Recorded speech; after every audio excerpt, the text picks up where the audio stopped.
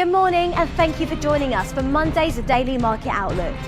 Joining me today is Emily from our trading room to tell us more about recent developments. Emily.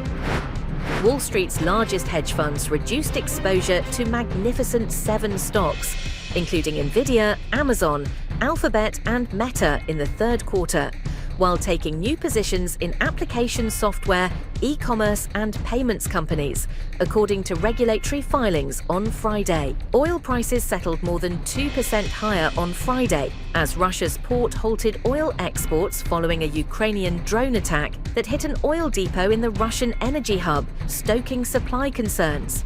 Brent rose 1.2% on the week, and WTI rose around 0.6%. Gold prices dropped 3% to end last week on a broader market sell-off, sparked by hawkish remarks from US Federal Reserve officials, dimming hopes for a December interest rate cut. US gold futures for December delivery settled 2.4% lower. The dollar-yen pair edged lower in the last session. The stochastic RSI is in overbought territory. The Bitcoin dollar pair plummeted in the last session. The CCI is giving a positive signal. The Aussie dollar pair edged lower in the last session. The MACD is giving a positive signal. Crude oil prices saw moderate gains in the last session. The MACD is giving a positive signal.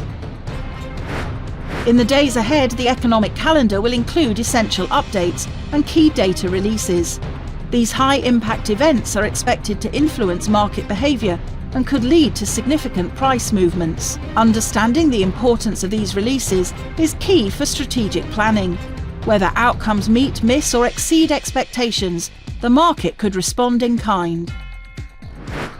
We hope that you've enjoyed our Monday's financial review. And on behalf of us all here, we wish you a productive trading day. And be sure to log in tomorrow morning for the latest news and events from the financial markets.